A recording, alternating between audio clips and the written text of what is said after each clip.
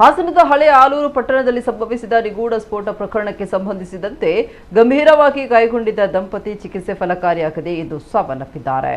32 ವರ್ಷದ ಸುದರ್ಶನ್ ಮತ್ತು 27 ವರ್ಷದ ಕಾವ್ಯ ಮೃತ ದಂಪತಿ ತಂದೆ ತಾಯಿಯನ್ನ ಕಳೆದುಕೊಂಡು 14 ತಿಂಗಳ ಮಗು ಅನಾಥವಾಗಿದೆ.